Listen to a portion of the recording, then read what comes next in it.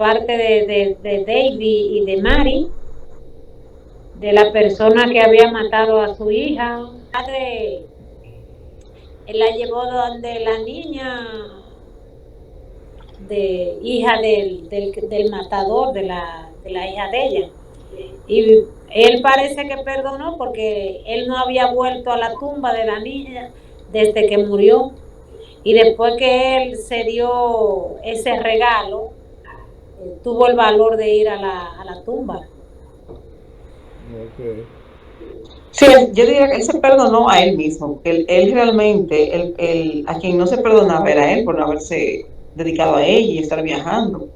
O sea, cuando él logró entender y perdonarse fue que él pudo ir también. Sí, Se eso es liberó verdad. de esas culpas. Para mí es interesante la película porque desde el inicio él tiene un papel con la aceptación y el perdón. Sí, Ok. porque él dijo que él no había podido perdonar a su mamá, que los abandonó a él y a su padre. Ujú. Mira cómo la aceptó a ella estando embarazada en una época, pues era la Segunda Guerra Mundial, Sí, donde eso era para las mujeres una deshonra, ¿no? Como ella misma no se sentía digna y salía corriendo. No, y yo digo, fíjate lo que es sincrodestino, cuando dos personas quedan de estar juntos. Como cuando ella se va a escapar, él llega justo en el momento que ya está saliendo de la casa. Sí, O sea, si llega sí. 10 minutos después, no la ve más nunca en la vida. Sin embargo, así es. estaban Y eso destinados. es la real, decirte. Sí, yo no Pero sé. también creo que él estaba, como dice Johanna, muy en aceptación y de acuerdo, como que él sabía también lo que quería. Él sí tenía algo que él estaba consciente, que era que, por ejemplo, no había perdonado a su mamá, pero también dijo en un momento cuando la conoció que su papá era un fracasado. Ujú. Recuerda, o sea, parece que tenía situaciones, por eso tal vez trabajaba tanto, porque al Sí, mismo tiempo el subconsciente quizás decía que su mamá lo abandonó porque era un fracasado y él no quería hacerlo. una justificación, sí, buscaba. Exactamente. Entonces, al él estar seguro de eso, a pesar de que era un adicto al trabajo, en el momento que él le dio la importancia que tenía que hablar con ella, ¿te acuerdas que él le dijo que él no quería ni siquiera tomar la llamada porque esa conversación, o sea, sabía las prioridades dentro de todo, lo que él quería y lo que tenía que hacer en el momento, no era ni que para un después, el momento. Eso creo que ahí fue donde intervino Delfín que él llegara a tiempo, donde el destino mismo, tú me entiendes, como decimos, tú lo controlas a veces, a que él llegara a tiempo antes que ella se fuera. Otra cosa que él mencionaba que al inicio se vio, que tal vez por esa misma situación de la mamá, él no creía en el matrimonio, sino que decía que el matrimonio era el anzuelo, era el truco tras el anzuelo, pero ahí también él decidió cambiar su visión y su teoría por eso. Sí, Ajá. sí. Yo no sé, Joana, si tú te diste cuenta, eh, Carmen y yo notamos eso, de que la película tiene como una contradicción, porque esa joven que sale al principio, que se va a casar, ¿de dónde salió? La Mary, No, Lo que cuenta la historia. la hija de... no salió al final, esa no era ella misma, ¿Quién? Delfín, yo averigüé la ya. chica, No, pues acuérdate que se supone que esa era Andrea, la hija de... no, esa era la hija del muchacho, del hombre. No, ella se llama Marta, la hija de... Y esta muchacha No se sé llama quién. James, algo así. Delfín, dándole honor a mi segundo nombre, ya yo averigüé de dónde viene. ¿Y de dónde viene? ¿De dónde viene? Lo que pasa es que esta película es una segunda parte de otra Ah, película. La primera película se llama The Christmas Box o algo así, yo creo. Entonces, esta película es la redacción de ellos, porque ¿puedo hablar? ¿Quieres hablar? Claro. Sí, sí. Okay. La primera película es la historia del joven y la hija, ¿verdad? ¿Cómo ellos llegaron a esa casa? Ellos eran una familia que se habían mudado ahí porque él estaba buscando emprender en una tienda que él estaba viendo con su amigo, y él estaba casado con una niña. La señora ya era una señora mayor y estaba buscando a alguien para la compañía, para la casa, porque vivía sola. Entonces, la esposa de él aplicó para ese trabajo. Al ella verlos a ellos, ella se identificó mucho con ellos porque el esposo también era un adicto al trabajo y todo lo demás, y la niña pequeña le apoyó a su hija. Ellos vinieron a trabajar con ellos. Entonces, ella le dio casa porque ellos estaban comenzando, no tenía mucho dinero. Ella le dio casa, le dio vivienda y todo lo demás, y la muchacha vendría siendo como la dama de compañía de ella, la que le preparara la comida y la atendiera, y él tenía que mantener la limpieza de los jardines. Okay. Entonces, en ese proceso, ella tenía un frente duro donde no tenía ni que mucho amor, pero pasaron ciertas cosas dentro de la película, para que la vean, no se la voy a dañar, donde ella se suaviza, acepta a la niña, se hacen una familia y ya pasan lo que es Navidad, pasan lo que es el Día de Acción de Gracia y todo junto, y después la señora muere. Yo estoy perdida, Carmen, perdón. ¿Qué es lo que tú estás explicando? Porque no estoy entendiendo. La pareja que sale al inicio, la hija y el papá, Ajá. vienen, que es de una película anterior. Entonces ella está narrando, haciendo una hipnosis de la primera película, de donde salen esos personajes. Lo que pasa, Dolores, cuando empieza la película... Sí, yo sé, yo pensaba que era Mari. No. Yo pensé que ella era Mari. No, acuérdate que él le dice, el papá de ella, vinimos a cuidar a Mari, y Mari fue quien nos cuidó a nosotros.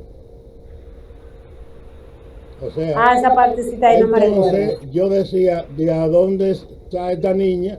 Porque Andrea, la hija de Mari, murió. La hija del matador se llama Marta Ann, y esta se llamaba James. Yo le digo, ¿de dónde salieron ellos? Después pensé, quizás fue que Mari adoptó esa familia o se sentía sola y la invitó, porque no sabía que existía una película previa a eso. Eso es lo que pasa. Es que esta es la continuación entonces, Carmen, de otra. Exactamente, esta es la segunda parte de la primera película. Te la voy a buscar para ponerla ahí, porque yo la vi, la tuve que ver completa, porque yo dije a Delfín siquiera que no iba a participar porque no le encontraba sentido. Pero me acordé de la cara del actor. ¿Te acuerdas, Delfín, que te decía que el actor no me acordaba? Y es que esa película, la primera, yo sí la vi hace muchos años, pero se me había olvidado. Ya. No, ahora se entiende. Sí. Bélgica, buenas noches, ¿cómo está? Muy buenas noches, wow, Johanna. Saludos, ¿cómo está? Bienvenida, Faro de Luz. Gracias. Buenas noches a todos. Ya. Bueno, ver. A mí de la película me gustó la honestidad del relojero, Sí. que era una persona bien honesta. Fíjate cómo no aceptaba que David se echara la culpa del asesinato que él hizo en defensa propia.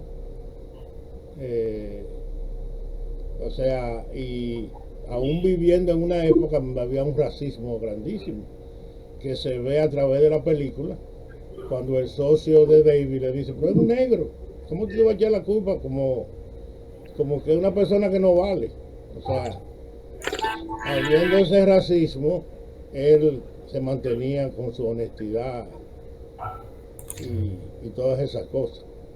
Eso que David también tenía esa gratitud hacia él, porque entonces David también tenía varios aspectos, aparte del perdón, aparte de la aceptación, también tenía gratitud, que era lo que mostraba con el trato hacia él, de ser relojero.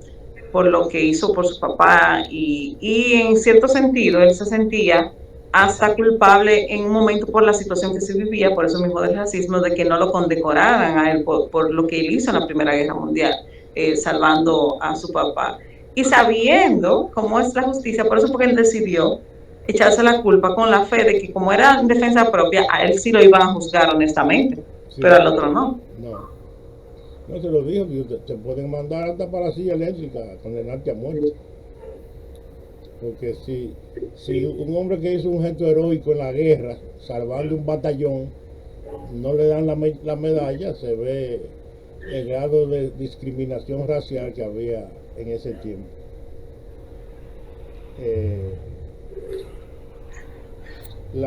Ya hablé de la diosidencia, de que él la encontrara cuando ella se iba a escapar. Esa muchacha Bárbara, la que vivía enamorada de David siempre, la clásica hipocresía de la gente que va cuando se casan a felicitarla y luego le dice a la compañera que ella es una desconocida y esas cosas. Cosas de la época, porque esa época era donde más se vivía más del allante, de la apariencia y de los linajes. Esa época realmente era mucha apariencia. Hay un dato también que cuando le llevan el reloj que la señora Mount le dejó en el testamento, él se da cuenta, el relojero, que en el mismo momento que la niña se sanó, la señora murió. Sí. O sea que fue dos almas, parece que estaban conectadas. Muere una y nace otra, y se sana la otra persona. Que ya eso se ha visto en otras películas. Ay, sí, eso me di yo cuenta también. Yo me di cuenta de eso. Como quien dice, una alma se sacrifica para salvar a otra.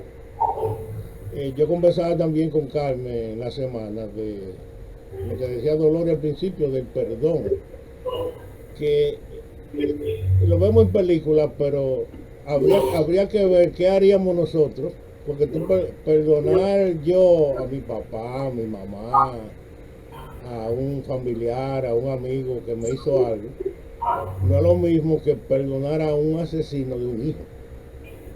O sea, se necesita de mucho valor y mucha conciencia para hacer lo que ellos hicieron, ¿no? De perdonar y alegrarle la Navidad a la hija que propició la muerte de su hija, como un acto de perdón verdadero. No, y también quizás ellos entendieron en ese momento que esas dos mujeres no tenían que ver con el hombre, porque aunque no tuvieran relación directa, porque fueran el padre y eso, no necesariamente tienen que cargar ni la responsabilidad del padre. No, claro, es así. Pero déjame decirte, Delfín, en la primera parte hay muchas cosas que son muy bonitas. Por ejemplo, sueños que él tiene, que después lo tiene la niña, como la niña que murió con un ángel se comunica con él y con la niña de alguna forma. O sea, no, tiene muchas cosas bonitas la primera, la verdad que sí. Hay que buscarla para verla. Yo voy a ver si la encuentro en español y entonces la pondría en el grupo para que la vean. Porque cuando él llega a la casa, ¿tú te acuerdas que él abre como una cosa de música box? Se llama el Christmas box, la caja de Navidad, la original. Sí. Cuando él llega a la casa le dan el ático y ahí él encuentra muchísimas cosas, parte del ático para vivir. Y él comienza a soñarse y él es el único que puede escucharlo. Y sin embargo, él es el único que no quiere estar ahí, de todos. Es muy interesante. Y es la niña que le está hablando a él, la que murió. ¿Sabe otro detalle? Que yo una vez hice un curso, no me acuerdo cómo que se llaman. Son cosas que tú haces que tienen un significado. El movimiento que tú haces con el cuerpo, actos que tú ejecutas, que significan algo. Entonces en ese curso yo aprendí que cuando una mujer está hablando con un hombre que tiene una corbata puesta y le agarra la corbata, eso significa que quiere tener relaciones sexuales con él. Porque dicen que la corbata es un símbolo fálico. Y si ustedes se fijan, cuando Bárbara va la primera vez a la oficina de David, que está hablando con él, le dice que quiere que le preste el parqueo, en un momento ella le agarra la corbata a él. No, y dice él le dice como, qué grato verte, y algo así, no recuerdo exactamente, y ella le dice, tú pudieras como hacerlo más frecuente, algo así, buscarme más, y tú sabes cómo hacerlo. O sea, que en esa época se usaba mucho el lenguaje de símbolo, porque también, como las mujeres no podían comunicarse directamente sin chaperona con la mayoría de los hombres en las actividades así, siempre usaban mucho con los objetos que usaban, ya sean corbatas, abanicos, pues enviamos un mensaje. Después que yo vi de dónde viene, entiendo que también en esos tiempos la gente que quiere ser overachiever, que quieren siempre estar logrando, trabajando, sí. Eso no es desde estos tiempos, tú sabes, eso viene de muchos tiempos atrás y está relacionado usualmente con querer tener un rol superior quizás. Workaholic, ¿no es que le dicen? No, ella está hablando de la prosperidad y de de los éxitos laborales, porque workaholic puede ser. Y combinado contigo, Johanna. ¿Sigue? ¿Éxitos laborales? No, eso era eso mismo. No, digo. Que él lo que quiere, mira qué pasa con las generaciones. Las generaciones no se marcan ellas por sí solas, sino que la generación anterior es la que te va a marcar a ti. Entonces, esas generaciones que vienen de la Primera y Segunda Guerra Mundial son generaciones que vivieron en escasez por la propia guerra. Son generaciones que vivieron en conflictos. Y son generaciones que buscaban el éxito, buscaban crecer, porque fueron sumidos, y más si venían también de pueblos que fueron oprimidos. Esos pueblos que fueron oprimidos buscaron la forma de salir. Entonces eso fue lo que su mente entendía que era el éxito para ellos, lograr esos objetivos. Entonces, ahora la generación de ahora, ¿qué quieren? No quiere trabajar, quieren ser sus propios empleos, emprendedores, empresarios. Entonces que ellos no duran ninguno en un trabajo, porque eso depende de cada una de las cosas anteriores.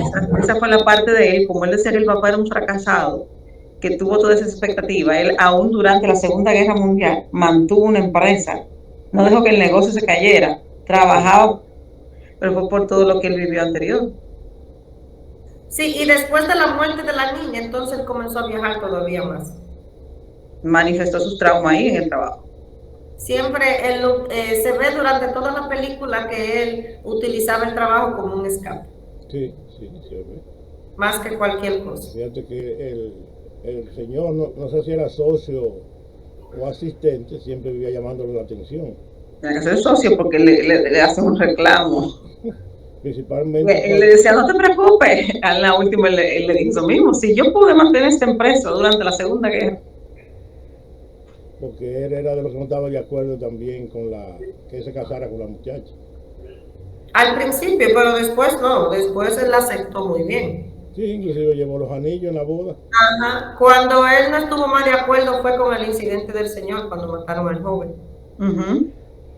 Pero déjame decirte, eso es para que tú veas a veces como un acto de tanta inconsciencia y porque fue un acto, avaricia, puede dañar tantas vidas, porque mira, el señor ni siquiera sabía que la mujer se había muerto cuando le fueron a llevar una supuesta herencia que le había dejado, y era un reloj, no era algo tampoco tan allá. Ella ya había hablado con él que no le iba a dejar nada al sobrino, que se lo iba a dar todo a las obras benéficas. O sea, este joven ni siquiera se detuvo a pensar dónde en realidad era que estaba el dinero. Él nada más lo vio al negro, amigo, porque también era racista, es obvio, porque los términos que utilizaron contra él eran obvios desde el principio. Y cuando él no se dedicó ni siquiera a detenerse a pensar a dónde en realidad la señora había dado el dinero, porque ni siquiera fue a él lo que le regaló fue un reloj. Sí. ¿Entiendes? Fue un reloj, y eso es el vicio que tenían esos jóvenes y todo lo demás. Y aún así tal vez se había quedado tranquilo y no hubiese vuelto porque él fue a robarle y él lo dejó ir, ¿te acuerdas? Sí. Sí. Volvieron. Entonces, si él no hubiese vuelto, tal vez nada pasa. Porque- Pero para que vea la avaricia y el mismo vicio en que estaban todos. Porque fíjate también, David, después que la niña murió, él se arrepintió de haberse declarado culpable. Porque él dice una frase, yo pude salvar a mi niña, no hice nada. Porque si él no se Pero yo no lo interpreté como arrepentimiento, yo lo interpreté porque él se sentía culpable de no haber estado presente. Incluso cuando la mujer se levantaba a ver si la niña estaba bien, él le decía, ella tiene que estar bien. Ah, ya, mira, no había pensado en eso. Sí, porque la mujer tuvo un sueño, que como que le avisaron que algo iba a pasar, ¿te acuerdas? Sí, ella tuvo un sueño premonitorio de que algo iba a pasar. Y por eso cuando despertó también sintió como ese presentimiento y cogió para la habitación. Pero ese sentimiento es muy común en los padres, el dedicarse a trabajar y no estar presente. De cuando hay cualquier suceso, acontecimiento, esa culpa siempre aflora de una u otra forma. Sí,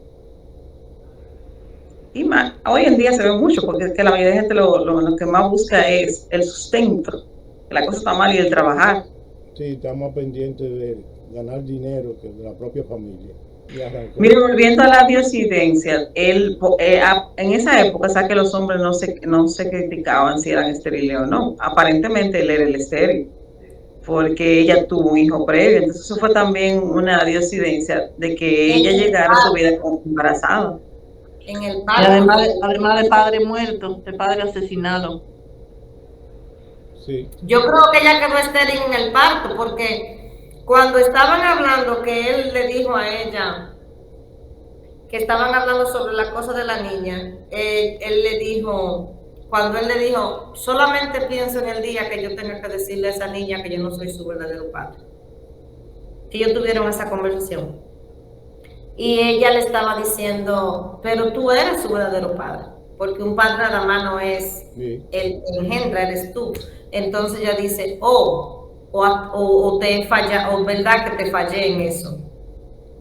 Y él le dice, no, es que le dice, no, tú no tienes que pensar así, esa niña es mía, estoy hablando como de otro punto. Yo pensé que era ella la estéril debido a eso. No, acuérdate que en esa época las culpas siempre eran de la mujer. Por eso te digo, pero en este caso sí era de ella. No, porque en ningún momento ella tuvo un parto muy exitoso. No, fue duro el parto, porque ella dijo, hasta en eso te he fallado. Sí, pero no tuvo inconveniente en el parto, realmente. Para mí el estéril ahí era, No creo que sé. esa época no se decía. O sea, todo lo que pasaba a nivel reproductivo, porque cuando las mujeres se casaban con el fin de que tenían que tener hijos, era la mujer la culpable.